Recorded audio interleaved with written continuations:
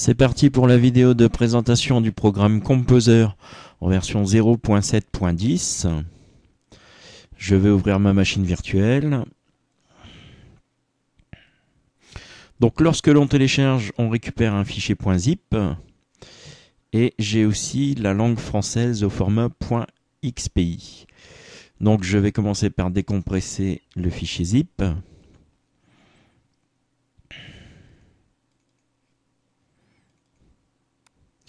Donc le programme ne comporte pas d'installation, c'est une version portable du programme. Je vais lancer l'exécutable. Alors tout de suite j'ai des petits tips, c'est-à-dire des astuces. Je vais cliquer sur Close. Alors je vais réduire ma fenêtre du programme.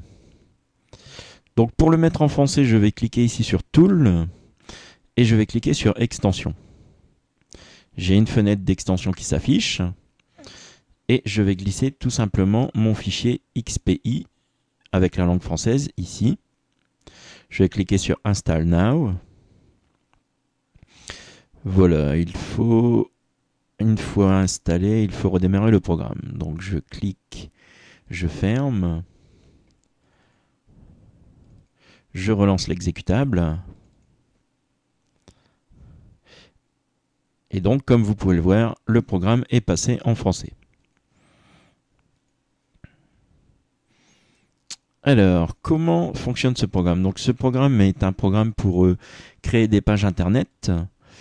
Il est visible directement, c'est-à-dire que bien que ici on peut voir le code source, on peut surtout créer la page sans voir le code source. Et donc, on voit directement à l'écran ce que l'on va avoir au résultat final de la page internet. Donc, je vais écrire par exemple ceci est une page internet.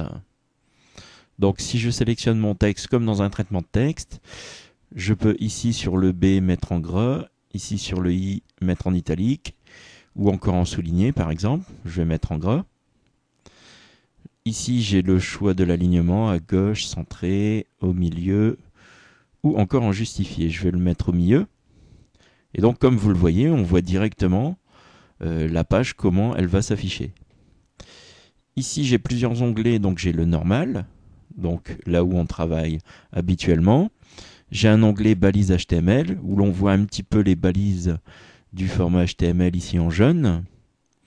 Ici, j'ai carrément l'affichage du code source.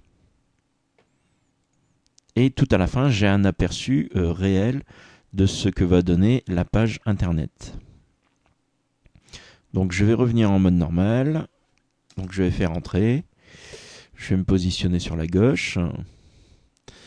Donc ici, vous avez une petite barre avec par exemple nouveau, ouvrir, enregistrer. On peut publier, afficher la page du navigateur. Là, on peut mettre une encre ou un lien, une image, un tableau, un formulaire. Bref, quelques options rapides. Ici, le corps du texte.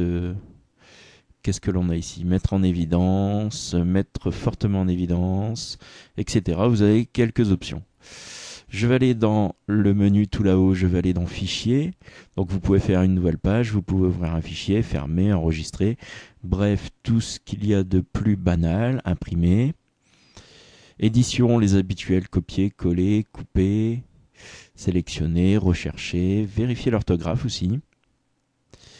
Dans Affichage, on a la gestion des barres d'outils ici. On a ici donc les onglets que je vous ai montrés tout à l'heure, c'est-à-dire le mode d'édition normal, la balise HTML, le code source ou encore l'aperçu.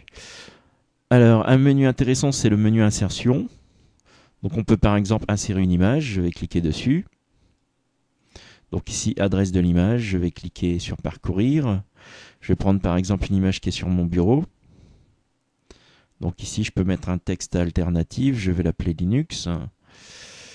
Vous pouvez gérer les dimensions ici, vous pouvez modifier la taille, un onglet apparence, un onglet lien pour mettre un lien directement sur l'image. Je vais faire OK. Et donc comme vous le voyez, on voit l'image directement s'afficher. Je peux la mettre centrée ici sur la page. Si je vais dans le code source, donc je vois le code source comment est créée la page internet. Alors ce qui est un peu dommageable, c'est que là, la source est un fichier sur mon C2. Donc si jamais vous mettez ce fichier sur internet, ça va pas vraiment le faire puisque le fichier devrait être lui aussi hébergé sur le serveur internet. Enfin bref. Je vais descendre un petit peu. Donc dans l'insertion, vous avez pas mal d'options. Vous pouvez faire un tableau, vous pouvez faire un formulaire. Alors le tableau, c'est bien pratique parce qu'en HTML, c'est quand même un peu complexe à faire, on va dire, pour les néophytes. Alors que là, n'importe quel néophyte peut créer un tableau en cliquant ici, en choisissant le nombre de lignes et de colonnes, par exemple un 4 par 4. Et hop, aussitôt, vous avez votre tableau de créer. Donc vous pouvez insérer des formulaires, des liens, une ligne horizontale. Vous avez pas mal de choix. Dans format, vous pouvez gérer les formats de police, donc les types de police internet. Vous pouvez gérer la taille, le style de texte, la couleur du texte. Enfin bref, vous avez toute une série d'options ici.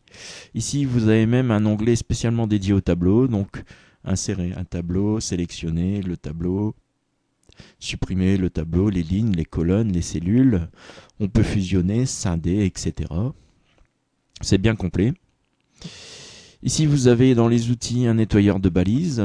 Vous avez un validateur de code HTML. Donc, si vous voulez être certifié HTML, voire XHTML, c'est pas plus mal. Ici, vous avez un éditeur de CSS pour les fichiers de cascade, style sheet. Veuillez entrer un titre pour la page actuelle, identifier la page. Outils, vous avez la gestion des extensions. Donc là, par exemple, moi j'ai mis l'extension pour avoir la langue française. Ici, vous pouvez obtenir d'autres extensions. Alors malheureusement, à l'heure où je parle, enfin tout à l'heure, ça ne fonctionnait pas. Bon, là, ça a l'air de fonctionner encore. Donc là, j'atterris sur les modules. Ici, vous avez une gestion des thèmes. Donc l'apparence du programme. Donc même chose que pour les extensions. Vous avez bien sûr les préférences du programme. Donc général, lors de l'enregistrement ou de la publication de page, conserver le format de source d'origine, reformater la source HTML, enregistrer les images et autres fichiers associés, etc. Police, paramètres de page et un module avancé.